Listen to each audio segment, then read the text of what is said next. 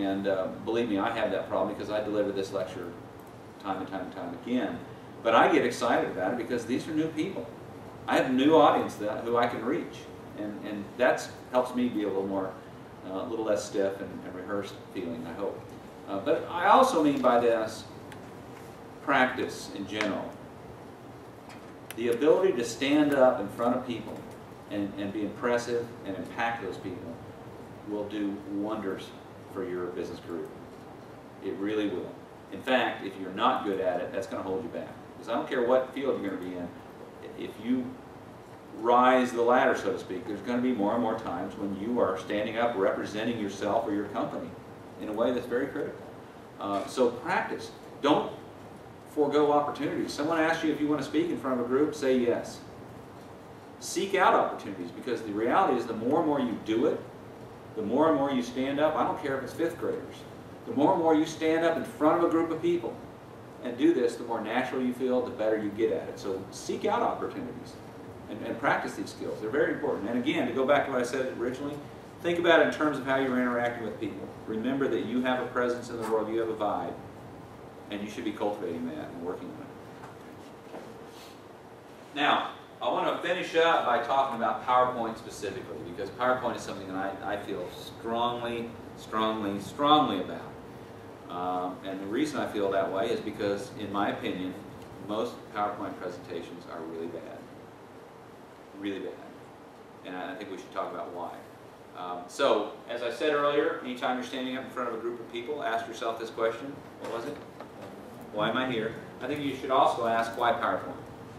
We tend to just knee-jerk, oh, I'm giving a presentation, let me put my PowerPoint slides together. And I think there's a reason for that. I think this is a very effective tool, very powerful tool. But stop and question it and look at it and say, okay, why? Why am I choosing to stand here and talk to you with this stuff behind me on a screen? Don't just take it for granted. Think about how it's working. Think about how your audience is consuming that and your words at the same time. One of the things we'll talk about here is that we often create competing messages without even realizing it between our slides and what we're saying. And that's one of the ways PowerPoint presentations can really go bad, I think, is you literally create competing messages unwittingly. You don't realize that's what you're doing, but that's what you're doing.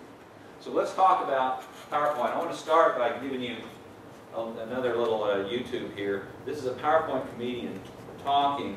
There's some things I hate about PowerPoint, and I figure it's kind of my duty to point them out. So here we go. Here's common PowerPoint mistakes. Number one, people tend to put every word they are going to say on their PowerPoint slides.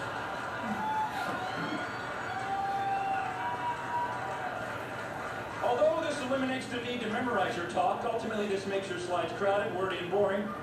You will lose your audience's attention before you even reach the bottom of your first slide.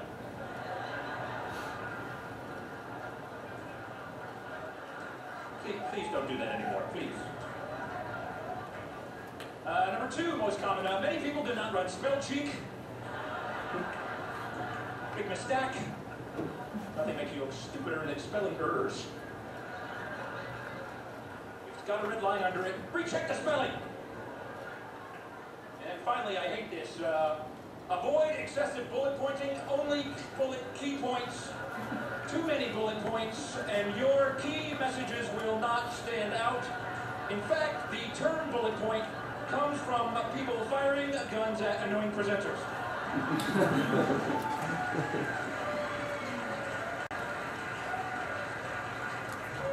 Hence the bullet point. Bad color schemes, not good. Clashing background and font colors can lead to distraction, confusion, headache, nausea, vomiting, and loss of bladder control. I can't stay on that one too long. Here's something I've noticed. The number of PowerPoint slides you have in your talk, the less useful your talk actually is. Unfortunately, my presentation is right there. I've also noticed this. People love to pack data in their presentations. They just shove more and more data, thinking it's better, but it's not. The more data you have, the harder it is to read your slide, and the effectiveness plummets. Now you can improve the effectiveness by adding some shading and some 3D effects, and then some second order and third order effects. And then, I know, let's add some labels. That'll help a lot. And that marketing slide I've ever seen right there.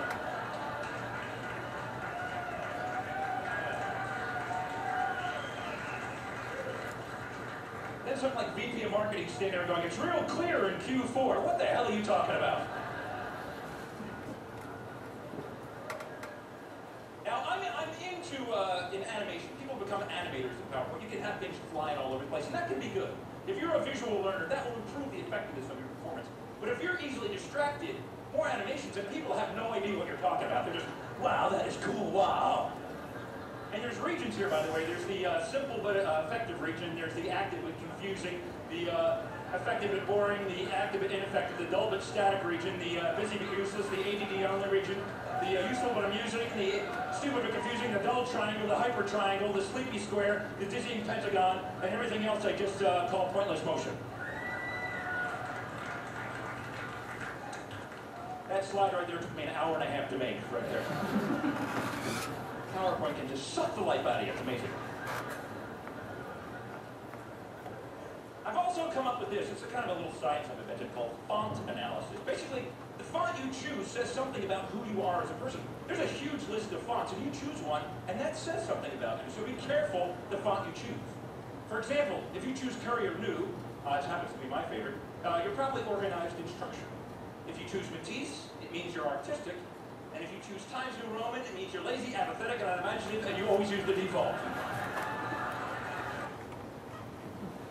So, I personally think this is pretty funny, but why is it funny? It's all true. It's true. How is it true? I mean, what are some of the, and professors sometimes can be the worst violators of these things. Often when I give these presentations, my students say, will you give this presentation to my accounting professor, please? So, what's that? To your finance professor. Yeah, to your finance professor, perhaps. So, what do you think? Have you seen these things? Like the first one, people tend to put every word on their slides. I mean, it's the equivalent. Excuse me. It's the equivalent of me coming to talk to you today and standing here and reading all my notes to you like this. Because often that's what people are doing. They're not really prepared, and this is a teleprompter. It's just all their notes, everything they're going to say is up there. But does that work? Is that effective? It kind of goes back to earlier what we were talking about, the difference between impacting people live in front of them as opposed to reading. If all we're going to do is read slides, send it in. Don't show up. Let them read it at their own time. But if I'm going to have an impact on you, I don't want you just reading slides. I don't want us to just read something together. I mean, occasionally you might have a quote, or you might want to dive into some financial information there, and so you have it all on the screen and you dive into it. But in general, don't distract by having all these words in the slide. Also, what I see a lot is people have a slide that's just packed with information, and they put the slide up, and they just start talking to you. You've seen this, right? So what's going on? What are you doing in that moment as an audience member? You don't know which one to listen to. Usually you're just trying to write down everything that you see. Yeah. Are you reading the slide, or are you listening to the guy speak? You can't do both. I mean, we think we can. We think we're great multitaskers today in this society, but I would contend that you're not doing either one very well. Because again, what you've done is you've created competing messages. It's just like David and I standing up here together, and we're both talking at the same time. Now, we're talking about the same thing, but we're not using the same words at the same time. And so you're like, who do I listen to? That's what you're doing when you fill the screen full of words, and then you start talking over it, so to speak. Obviously, the pointless motion, and PowerPoint can be a lot of fun, and sometimes we let the tail wag the dog, and we start having fun with it, as opposed to, wait, how does this work? How is my audience consuming this while I'm standing here talking? You've got to stop and ask yourself that. So here's some issues. Avoid talking over those dense slides, please. Remember this. If you'll think about, this is really important. If you'll just think about it this way. You are the presentation. Often, students will hand in their PowerPoint deck to me and say, here's my presentation. And I say to them, and it's not just a matter of semantics, I say, no, that's not the presentation. That's support. You're the presentation. And if you think about that, I think it will be very helpful with respect to the way you're using PowerPoint. Talk to your audience on slides. You know this. You've seen plenty of people who stand here the whole time talking to the slides. This is your audience. You don't need to be looking. I mean, occasionally you've got to glance back, but keep your focus on your audience, not your slides. There's that sense sometimes that it's almost like, why are we here together? So that I can show you some slides and we can go through them together. I guess that can be effective in some ways, but I think it could be done a lot better than that. Keep it simple and clean. And I do recommend consider rolling in the bullets. I mean, you've got to find your way to do that, your way to keep your audience with you and the screen relatively uncluttered. That's one way I found that I think it's effective to do it, so consider doing it that way. What would you call this? What would the caption be for this picture here? Death by PowerPoint. Yeah, this is death by PowerPoint. This is what you obviously want to avoid. So here's some sample old school slides. Some of these are actual real slides. Some of them are mock-ups. Now, if I put that slide up and I start talking, and I'm talking about this, you can't possibly listen to me and consume that. This is like a page from a book. And it would work fine as a page from a book because you can sit and consume it and read it and take your time and look at it. But it does not work to support someone standing up talking. Okay? How about that one? It's just crazy. And we do this. It's just crazy. We've got to stop and ask ourselves, what in the world are we doing? Even this one. How would we fix this one? Break it up in multiple slides. You might make 3 slides, and you might roll the bullets in, and some of, I think some of these bullets are probably too long. What you're really looking for is you're looking for a bullet with a few words that orient your audience, lets them know what you're talking about, and prompts you, and then you say, you talk. It's you that's the presentation. Again, I mean, maybe if you studied it for a while, but as a kind of a quick PowerPoint slide as someone's talking, that just doesn't work. That's a mock-up that I'm going to show you a redo of here in a second. It comes from book Presentations In. This is a real slide from our Department of Defense. And General McChrystal, the leader of the NATO forces, said, when we understand that slide, we will have won the war. And it's just crazy. That's an actual slide. Now, along comes Presentations In, and I highly recommend that you invest money to buy this book, or at least go to the website and look at it. They already have it, John. They've all received it. You guys have received it? Good. Let me just tell you, in my 16 years of teaching, I've not had a single book, from young people to my oldest executives, I've not had a single book that was as well received as this one. I hope you guys have looked at it a little bit. I hope you're enjoying it. I think it's a fabulous book. Let's talk about it a little bit. Here's the actual foreword for the book, done by Guy Kawasaki, who's kind of a public speaking guru.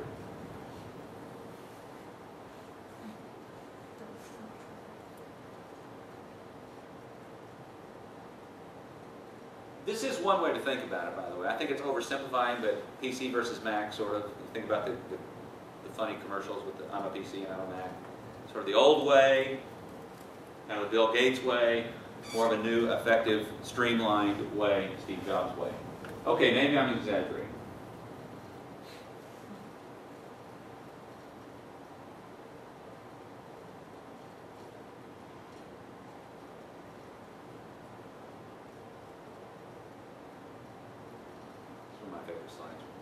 It's a mock-up, but to me, that's a great example of PowerPoint gone insane.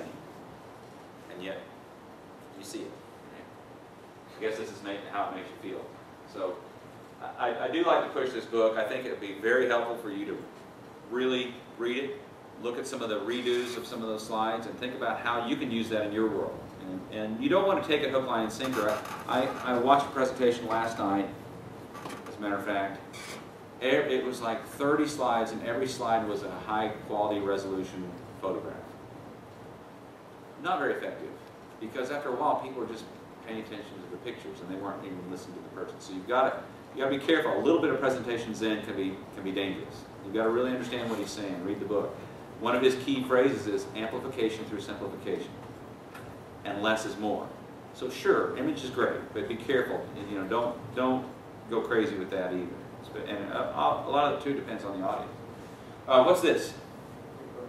It's human brain. What's one of the things you notice about the human brain?